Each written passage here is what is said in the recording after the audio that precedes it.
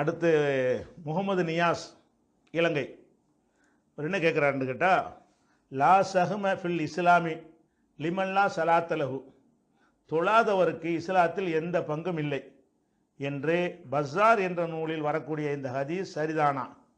இந்த ஹதீஸை ஆதாரமாக கொண்டு ஐவேளை தொழாதவனுக்கு சொத்துரிமை கிடையாது என்றும், ஐவேளை தொழாதவனை முஸ்லீம்கள் அடக்கம் பண்ணக்கூடிய மையவாடியில் அடக்கம் பண்ணுவது கூடாது என்றும் சில இமாம்கள் சொன்ன தீர்ப்புகளும் சரிதானா?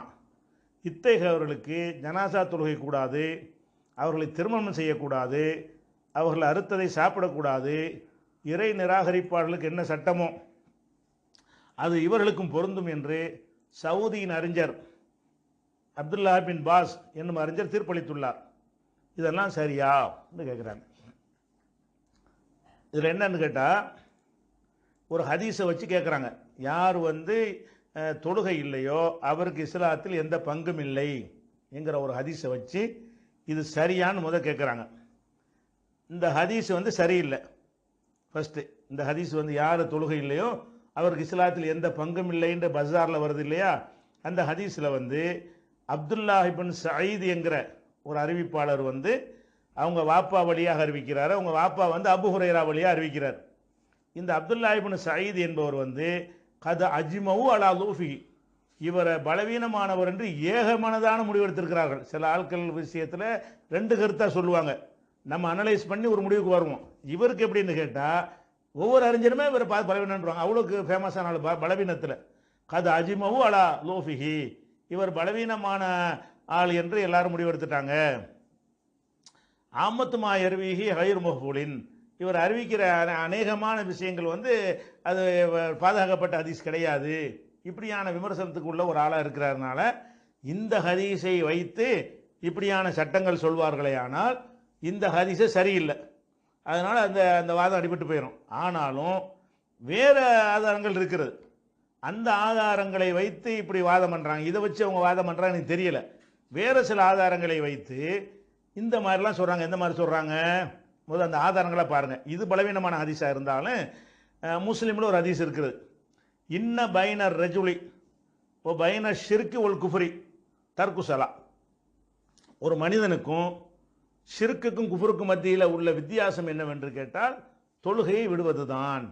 ஒரு மனுஷன் முஸ்லீமாக இருந்தால் தொழுவான், தொழுவாட்டி முஸ்லீம் இல்லை, இதுதான் வித்தியாசம். அவன் முஷ்ரிக்காக இருப்பான், இல்லை காஃபிராக இருப்பான், ஷிர்கு குஃபுரில் இருப்பானே தவிர முஸ்லீமாக இருக்க மாட்டான் அப்படிங்கிற ஒரு ஹதீஸ் முஸ்லீமில். இது அறிவிப்பாளர் சரியாக இருக்குது. அவர் சுட்டி காட்டின ஹதீஸ் அறிவிப்பாளர் சரியில்லை. ஆனால் அந்த கருத்தில் ஹதீஸ் இருக்கான்னா இருக்குது. எப்படி இருக்குது?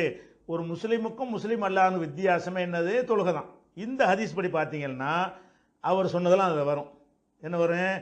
முஸ்லீம் இல்லைன்னு ஆயிடுச்சுன்னா அவனுக்கு ஜனாசா தொழிக்கக்கூடாது, பொண்ணு கொடுக்கக்கூடாது, பொண்ணு எடுக்கக்கூடாது, நம்ம கபருஸ்தான அடக்கம் செய்யக்கூடாது, என்னென்னலாம் வருதோ அது எல்லாமே அந்த இதில் என்ன செய்யும் வரும். அந்த வாத பிரகாரம் வரும். அறுத்ததை சாப்பிடக்கூடாது, ஏன்னா முஸ்லீம் இல்லை ஆயிடுச்சுல. இது தொழுகை இல்லாதவனுக்கு இந்த மாதிரியான விஷயங்கள்லாம் வருது அப்படிங்கிறது அது இதுக்கலாம். அதே மாதிரி முசன்னஃப் இப்னு அபி ஷைபாவில் என்ன வருதுன்னு கேட்டால், அல் அஹதுல்லதி பைனனா பைனஹும் அஸ்ஸலா, நமக்கும் அவர்களுக்கு மத்தியில் உள்ள வேறுபாடு என்னன்னு கேட்டால் தொழுகை தான். ஃபமன் தரக்கஹா ஃபக்கத் கஃபர, யார் விட்டானோ காஃபிர் ஆயிடுவான், யார் தொழுகை விட்டானோ அவன் காஃபிர் ஆகிவிட்டான். இப்படிலாம் ஹதீஸ் இருக்குது. இந்த ஹதீஸை வைத்து கொண்டு என்ன செய்கிறாங்கன்னு கேட்டால், இது தெளிவாக தானே இருக்குது. தொழுகை விடுதல் தான் மூமினுக்கும் காஃபிருக்கும் உள்ள வித்தியாசம், நமக்கு அவங்களுக்கு மத்தியில் உள்ள வித்தியாசம், விட்டா காஃபிர். இந்த மாதிரியான வாசகங்களை வைத்து என்ன கருத்துக்கு வரலாம்? அவங்க சொன்ன மாதிரி கருத்துக்கு வரலாம். இந்த அப்துல்லா பின் பாஸ் சொன்னாருங்கிறாங்கல்ல, அந்த கருத்துக்கு வரலாம். ஆனால் இதுக்கு மாற்றமான ஒரு ஆதாரங்கள் எதுவும் இல்லைன்னா இப்படி எடுத்துக்கலாம். இதுக்கு மாற்றமான ஆதாரங்கள் நிறைய இருக்கிறது. இதில் காஃபிர்னு சொல்லியாச்சுல, காஃபிர்னா என்ன அர்த்தம்? நிரந்தர நரகத்துக்கு போயிடுவான்னு அர்த்தம். முஷ்ரிக்னா என்ன அர்த்தம்? நிரந்தர நரகத்துக்கு போயிடுவான்னு அர்த்தம். ஆனால் இந்த ஹதீஸ் அப்படி வச்சுக்கிறங்க. இதுக்கு மாற்றமாக உள்ள ஹதீஸ் இருக்குல்ல, அதுகளையும் வைத்துட்டு அப்போ ரெண்டுக்கும் இணக்கமான ஒரு கருத்துக்கு வரணும். இதையும் தள்ளிடக்கூடாது, இதுவும் சரியான ஹதீஸ். அதே நேரத்தில் இந்த ஹதீஸின் கருத்தை மறுக்கக்கூடிய, வெளிப்படையாக பார்த்தால் இந்த ஹதீஸின் கருத்தை மறுக்கக்கூடிய ஹதீஸ்களும் இருக்கின்றன. உதாரணம் எடுத்துக்கிட்டீங்கன்னு சொன்னால், இது புகாரில் 5827வது ஹதீஸ். அதில் என்ன வருதுன்னு கேட்டால், மாமின் அப்தின் கால லா இலாஹ இல்லல்லா, எந்த ஒரு அடியான் லா இலாஹ இல்லல்லாஹ் என்று சொல்லிவிட்டு சும்மா மாத்த அலா தாலிக்க அந்த நிலையில் அவன் மரணித்து விட்டானேயானால் இல்லா தஹலல் ஜன்னா அவன் சொர்க்கத்திற்கு செல்லாமல் இருக்க மாட்டான் அப்படின்னு ரசூலுல்லாஹ் சொல்றாங்க. அப்போ அபூதர் அந்த சஹாபி தான் கேள்வி கேட்குறாரு. என்ன கேட்குறாருன்னா குல்து ஒ இன் ஜனா ஒ இன் சரக்க, அப்போ அவன் விபச்சாரம் செய்தாலும் திருடினாலுமா?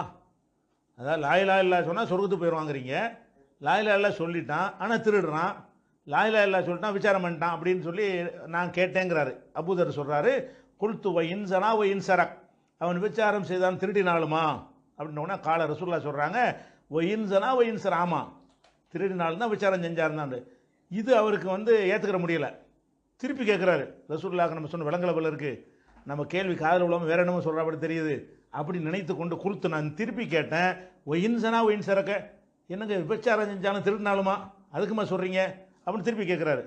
கால ரசூலுல்லாஹ் சொல்கிறாங்க ஒயின் சனா ஒயின், ஆமாப்பா நான் விளங்கி தான் சொல்கிறேன், ஒயின் சனா ஒயின் சரக்க, அவன் விபச்சாரம் செஞ்சாலும் திருடினாலும் தான் சொல்லிடுறாங்க. மறுபடியும் விட மாட்டேங்கிறாரு. இதுக்கு எப்படி இப்படி ஒரு வேலை செஞ்சிருக்கான், எப்படி சொர்க்கத்துக்கு போவான்னு நினச்சிக்கிட்டு கேட்குறாரு. கொடுத்து நான் மீண்டும் கேட்குறேன் ஒயின் சனா ஒயின் சரக், அவன் திருடினாலும் விபச்சாரம் செஞ்சாலுமா அப்படின்னவுடனே அப்போ ரசூலுல்லாஹ் சொல்கிறாங்க ஒயின் சனா ஒயின் சரக்கு தான், ஆமாப்பா திருநாள் தான், இந்த லா இலாஹ இல்லல்லாஹ் சொல்லிட்டான்னு சொன்னால் அவன் சொர்க்கத்துக்கு போயிட்டு தான் செய்வான் அப்படிங்கிறாங்க. அப்போ இதை சொல்லிட்டு என்ன செய்கிறாங்கன்னா, இதை இவர் யார்கிட்ட சொல்ல மாட்டேங்கிறார். இந்த ஹதீஸை அவர் அறிஞ்சிட்டு இவர் என்ன செய்கிறாரு, இதை போய் நம்ம மக்கள்கிட்ட சொன்னோம்னு சொன்னால் எல்லாமே திருட ஆரம்பிச்சுடுவாங்க, அப்புறம் ஒன்றும் ஒரு அமலே இல்லாமல் போயிருமே அப்படின்னு இவர் விலங்கினாலே சொல்லும் போதே இவருக்கு உடன்பாடு இல்லை. ரசூலுல்லாஹ் சொல்லும் போதே 3 தடவை திருப்பி திருப்பி கேட்குறாரு. அதுக்கு பிறகு ரசூலுல்லாஹ் சொன்ன உடனே இவர் என்ன செய்கிறார், அபூதர் யாருக்கும் அறிவிக்கலை, அவருக்குள்ளே வச்சுக்கிட்டாரு. அப்புறம் யோசிச்சு பார்த்துருக்காரு, நம்ம மார்க்கத்தை மறைச்ச குற்றமாயிருமே, இப்படி மூத்தா போயிட்டோம்னா இந்த செய்தி உலகத்துக்கு தெரியாமல் போயிருமே, பாவியாயிரும்னு நினச்சிட்டு கடைசி காலத்தில் அந்த நான் மார்க்கத்தை மறைத்த குற்றம் வரக்கூடாது என்பதற்காக இதை மக்களுக்கு அறிவிக்கலானார். அபூதர் பின்னாடி இதை சொல்லிட்டார். அப்போ இதில் என்ன வருது, இந்த மௌத்து நேரத்தில் சொல்கிறார், மௌத்து கொஞ்சம் நாளைக்கு முன்னாடி இந்த மாதிரி ரசூலுல்லாஹ் சொன்னாங்க, நான் பயந்துக்கு சொல்லாமல் இருந்தேன், மார்க்கத்தை மறைச்ச குற்றம் ரசூலுல்லாஹ் சொன்ன சொல்லித்தான் ஆகணும், அதில் நமக்கு எந்த உரிமையும் இல்லைன்னு சொல்லிட்டாருங்கிற இவ்வளவு செய்தி இதில் வருது. புகாரில் 5827 ஹதீஸில் வருது. இது என்ன வருதுன்னு கேட்டால், அதாவது லா இலாஹ இல்லல்லாஹ் கரெக்டாக சொல்லிட்டான்னு சொன்னான், அவன் என்ன செஞ்சாலும் சரி அவன் சொர்க்கத்துக்கு போகிறது, கொஞ்சம் தண்டனை அனுபவிச்சுட்டு போனாலும் போவான், மன்னிக்காட்டி அல்லாஹ் மன்னிச்சுட்டான்னு சொன்னால் நேரம் கூட போயிடுவான். அல்லாஹ் அந்த தவறுகளை மன்னித்து விட்டால் டைரெக்டாக சொர்க்கத்துக்கு போயிடுவான். மன்னிக்கலைன்னு சொன்னால் அது எவ்வளவுக்கு தண்டனை நல்லா வச்சிருக்கிறானோ, தொழுவலையா இவ்வளோ தண்டனை, நோன்பு வைக்கல இவ்வளோ தண்டனை, விபச்சாரமாக இவ்வளோ தண்டனை, திருடுனா ஏதோ கணக்கு வச்சுருப்பான். இல்லை, அவன் விரும்பிய தண்டனை கொடுத்து விட்டு அப்புறம் சொர்க்கத்துக்கு போயிடுவான். சொர்க்கத்துக்கு கன்ஃபார்ம். லா இலாஹ இல்லல்லாஹ் சொன்னால் சொர்க்கம் செல்வான்னு ரசூலுல்லாஹ் சொல்லிட்டாங்களே, அப்போனா இவங்க முஷ்ரிக் ஆகிட்டான்னா இப்படி சொர்க்கத்துக்கு போவான். இந்த முதல் உள்ள கருத்து பிரகாரம் தொல்வாட்டி காஃபிர்ன்ட்டீங்க, காஃபிர்னா சொர்க்கத்துக்கு போக மாட்டான், ஆனால் லா இலாஹ இல்லல்லாஹ் சொல்லியிருக்கிறான், லா இலாஹ இல்லல்லாஹ் சொன்னால் சொர்க்கத்துக்கு போயிடுவான்னு வருது, என்ன செஞ்சாலும் போயிடுவான்னு வருது. இப்போ இது அங்கே முரணாக நிற்கிது, இதுக்கு அதுக்கு மேட்ச் ஆகலை. அதே மாதிரி முஆத் இப்னு ஜபல்ட்ட ரசூலுல்லாஹ் சொல்கிறாங்க, மன் லக்கியல்லாஹ லா யுஷ்ரிகு பில்லாஹி ஷையன், அல்லாவுக்கு ஷிர்க் வைக்காமல் ஒருத்தன் அல்லாவை சந்தித்தால் தஹலல் ஜன்னா, சொர்க்கத்துக்கு போயிடுவான். ஷிர்க் வைக்காமல் இருக்கிறது மட்டும் தான் டாபிக் அப்படிங்கிறாங்க. அப்போ முஆத் கேட்குறாங்க, அஃபலாவு பஷிருன்னாஸ், அல்லாவுடைய தூதரை நான் மக்களுக்கு இது நல்ல செய்தி சொல்லிட்டுமா, சந்தோஷம் தானே, என்ன செஞ்சாலும் அல்லாஹ் மன்னிச்சிருவாண்டா, பெரிய மகிழ்ச்சி தானேங்க. அவர் அப்படி கேட்குறார். கால அலாவு பஷிருன்னாஸ், அல்லாவுடைய தூதர் மக்களுக்கு நான் இதை நற்செய்தியை சொல்லிவிடட்டுமா அப்படிங்கிறாங்க. அப்போ கால ரசூலுல்லாஹ் சொல்கிறாங்க, லா இன்னி அகாஃபம் எத்தகிலு, நீ பாட்டு பரப்பி நீ கேட்டதுக்கான சொன்ன, நீ பரப்பி விட்டுறாத, அவங்க சோம்பலா போயிடுவாங்க, அமலே செய்ய மாட்டாங்க அப்புறமேலு என்று ரசூலுல்லாஹ் சொன்னதாக வருகிறது. இருந்தாலும் சொல்லிவிட்டார் இவர். இதுலையும் இவருடைய இன்னொரு அறிவிப்பில் வரேன், இதுக்கு பயந்து தான் சொன்னார்னு சொல்லி, மார்க்கத்தை மறைச்சா பெரிய குற்றம்னு குரானில் வருது, நமக்கு மறைச்சிடக்கூடாதுன்னு சொல்லி அப்படி நினைச்சது சொல்லிட்டாருன்னு வருது. அது பிரச்சனை இல்லை. இப்போ என்னன்னு கேட்டால், அல்லாவுக்கு இணை கற்பிக்காத நிலையில் ஒருத்தன் மௌத்தா போனால் அவன் சொர்க்கம் செல்வான் என்றால் காஃபிர் இல்லைன்னு அர்த்தம். ஷிர்க் வைக்காமல் இருக்கிறான், அவன் தொழாட்டாலும் சரி, நோன்பு வைக்காட்டாலும் சரி, ஜக்காத்து கொடுக்காட்டாலும் சரி, அஜிக்கு போகட்டாலும் சரி, ஷிர்க் வைக்கல, அல்லது ஜினாஜிற்கு மற்ற பாவங்கள் குடிக்கிறாங்க, என்ன வேணாலும் செஞ்சாலும் சரி, ஷிர்க் வைக்காமல் இருந்தானேயானால் தஹலல் ஜன்னா, சொர்க்கத்துக்கு போயிடுவாங்கிறாங்க. அப்போ இவர் நற்செய்தி சொல்லட்டுமான்னு கேட்கும்போது கூட என்ன சொல்ல, அது மறுக்கலை, நற்செய்தி மெசேஜை மறுக்கலை, கரெக்டு தான், நீ பாட்டுக்கு பரவாயில்ல சொல்லி விட்டுறது, ஆளாளுக்கு அவங்க இபாதத்தில் ஈடுபாடு இல்லாமல் போயிடுவாங்கன்னு சொல்லி அதுக்காக மறுத்தாங்களே தவிர மெசேஜை மறுக்கலை. இது புகாரில் 129வது ஹதீஸாக இது இருக்குது. இதுக்கு மேசாவில் பாருங்க, தொழுகை விட்டால் காஃபிர்னு வருது. இங்கே ஷிர்க் வைக்காட்டி அவன் என்ன செஞ்சாலும் காஃபிர் இல்லைன்னு வருது. காஃபிருக்கு சொர்க்கம் கிடையாது, நான் சொர்க்கத்துக்கு போயிடுவான்னு சொன்னாலேயே, பிந்தி போயிடுவான்னு சொன்னாலே கூட அவன் காஃபிர்னு அர்த்தம். காஃபிருக்கு எப்பவுமே கிடையாது. அப்போ அந்த இதுக்கு மாற்றமாக வருது. அதுக்கப்புறம் திருமதி, இதுவும் சரியான ஹதீஸ் தான். திருமதியில் ஒரு ஹதீஸ் 2639 நம்பர்கள் வித்தியாசப்படலாம். புகாரில் மட்டும்தான் நம்பர் கொஞ்சம் கரெக்டாக இருக்கும். அதில் என்ன வருதுன்னு கேட்டால், ரசூல் ஸல்லல்லாஹு அலைஹி வஸல்லம் சொல்கிறாங்க, மக்கள்லாம் கூடியிருப்பாங்களாம். கூடியிருக்கும் பொழுது ஒரு மனுஷன் நல்லா தனியாக கூப்பிடுவானாம். கூப்பிட்டு என்ன செய்வான்னா, 99 ஏடுகளை பிரித்து காட்டு. 99 ஏடு அறுப்பானாம். எடுத்தால் ஒவ்வொரு ஏடும் கண்ணு கட்டிய தூரத்துக்கு பெருசாக இருக்குமா. ஒரு அடி 2 அடி தூரம் கிடையாது. கண்ணு எவ்வளோக்கு போகும், அவ்வளோ பெரிய ஏடுகளை எடுத்து காட்டி இதில் எல்லாம் இது மாதிரி 99 ஒரு ஏடு கண்ணுக்கு எட்டின தூரம் வரைக்கும் பெருசாக இருக்கும். அந்த மாதிரி எத்தனை ஏடு? 99 ஏடு.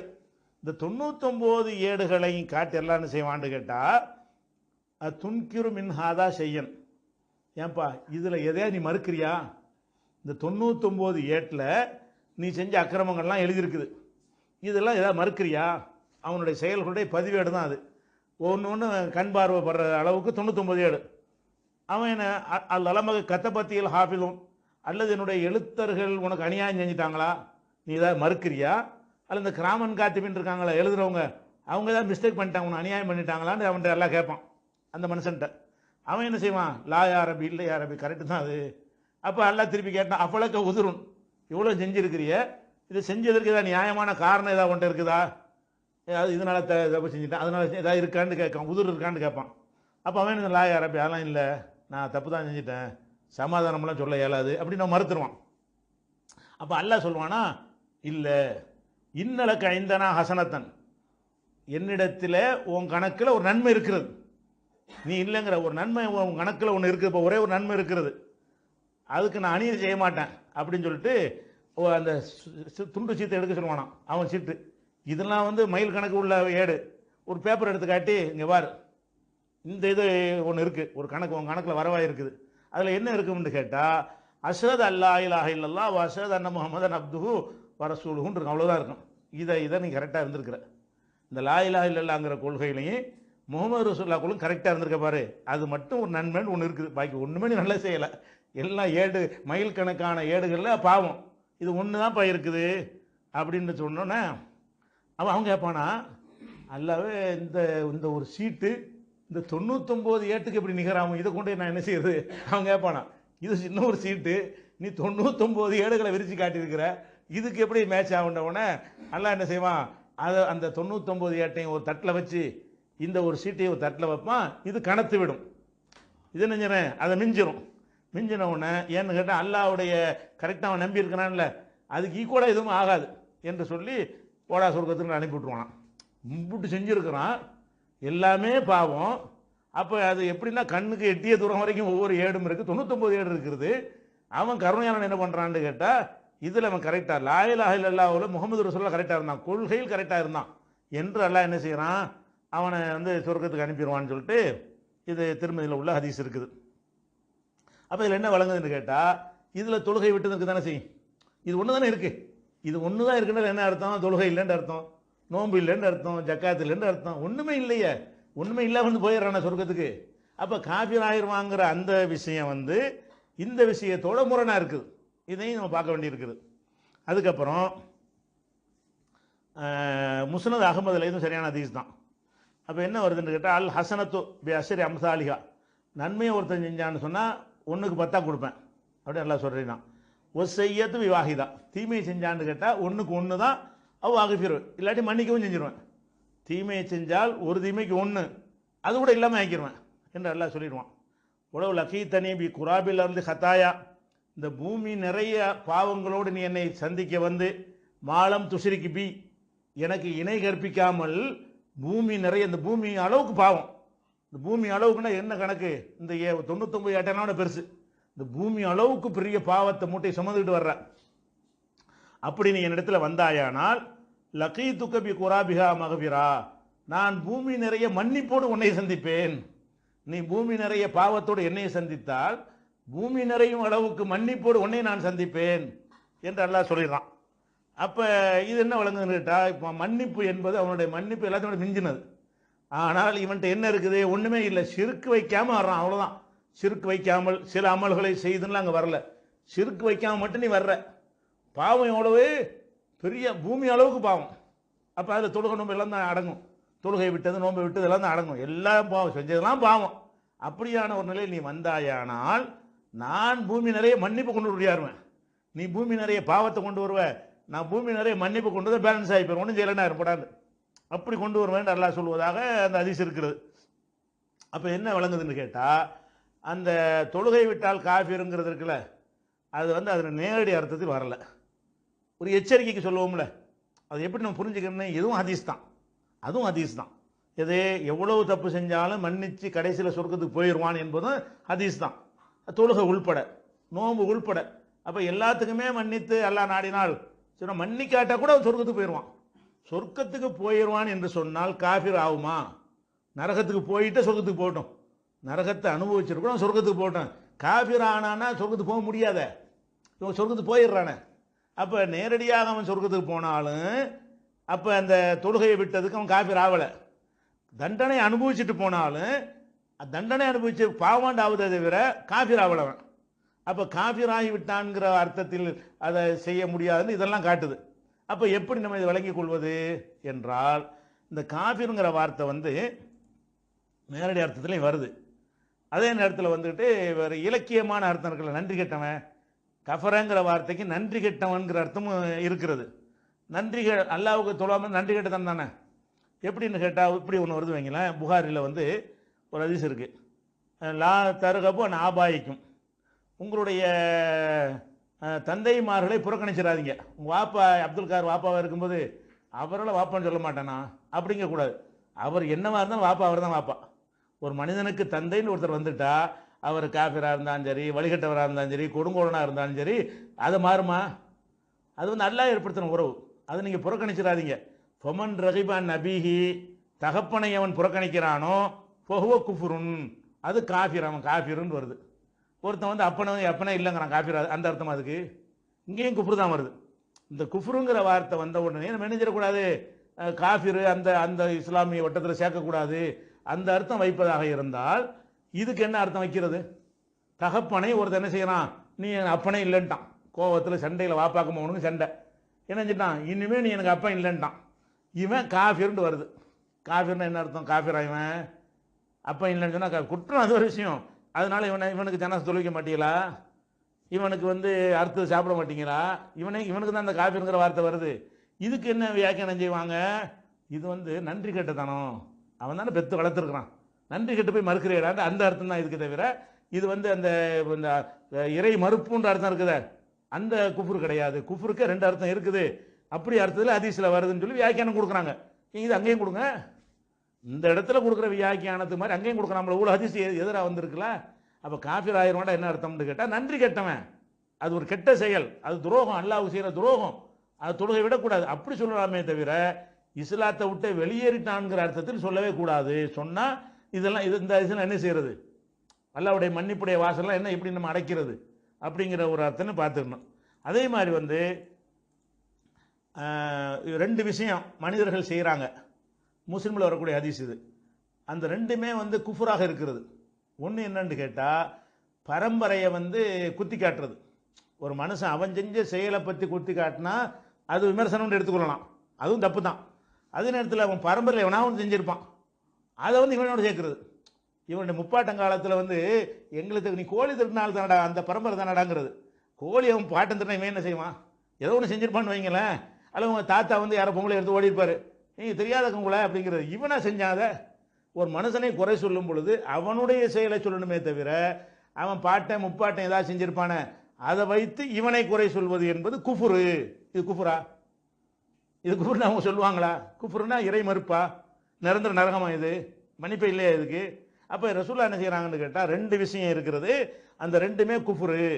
ஒன்று என்ன, பரம்பரையில் வந்து பரம்பரையை சொல்லி குத்தி காட்டுறது, பாரம்பரியத்தை சொல்லி குத்தி காட்டுறது. இன்னொன்று நியாகத் அலல் மையத்துக்கு ஒப்பாரி வைக்கிறது. ஒரு ஒரு ஆள் இறந்துட்டோன்னே நெஞ்சில் அழுகுறாங்கல்ல, ஒப்பாரி வச்சு அழுகுறாங்கல்ல, இது குஃப்ருன்னு வருது. அப்போ ஒப்பாரி வச்சாலாம் காஃபிரா? அப்போ ஒப்பாரி வச்சா அவங்களுக்கு ஜனாசா தொழிக்க மாட்டீங்களா? ஒப்பாரி வச்சா அவங்க அறுத்து சாப்பிட மாட்டீங்களா? ஒப்பாரி வச்சா முஸ்லீம் கபருஸ்தான் அவங்களை அடக்கம் செய்ய குறித்து வச்சுட்டு அடக்கம் செய்ய மாட்டீங்களா? இது குஃப்ருன்னு தானே வருது. அப்போ குஃப்ருன்னு வர்ற இடத்துலலாம் அந்த அர்த்தம் தான் செய்ய வேண்டும். பிடிவாதம் எல்லாத்துக்கும் பிடிச்சிடக்கூடாது. அந்த ஷிர்க்கு குஃப்ருக்கு ஒரு யதார்த்தமான அர்த்தம் இருக்குது, அது வந்தால் செய்யலாம். அல்லாவுடைய இடத்துல அடுத்த ஆளை வச்சானையானால் அது ஷிர்க்குன்னு சொல்லுங்க. அல்லாவே இல்லைன்னு மறுத்தானையானால் குஃப்ருன்னு சொல்லுங்க. இந்த வேற தவறுகளுக்கு அந்த வார்த்தை சொல்லப்படுமையானால் நன்றி கெட்ட தனம், இது நன்றி மறந்த ஒரு செயல், இப்படின்னு ஒரு அர்த்தமா எடுத்துக்கிறணுமே தவிர குஃப்ருன்னு எடுத்துக்கொள்ளக்கூடாது என்பதற்கு இந்த முஸ்லீமில் வர்ற இந்த ஹதீஸ்லாம் இருக்கு, ஆதாரமா இருக்குது. அதே மாதிரி பெண்கள் நரகத்தில் பார்க்கும்போது ரசூல்லா என்ன செய்வாங்கன்னு கேட்டால், நரகத்தில் அதிகமாக இருப்பாங்கல்ல, அதிகம் நாங்கள் மட்டும் அதிகமாக இருக்கணும் என்று ஒரு பெண்மணி கேட்பாங்க. அப்போ ரசூல்லா என்ன செய்வாங்கன்னா, துக்ஸிர்னல் லான, நீங்கள் ரொம்ப சாபம் போடுறீங்க, ஓ தக்ஃபுர்னல் அஷீர, கணவனுக்கு நீங்கள் காஃபிரா இருக்கிறீங்க, நன்றி கெட்டு இருக்கு, காஃபிர வார்த்தை போடுறாங்க.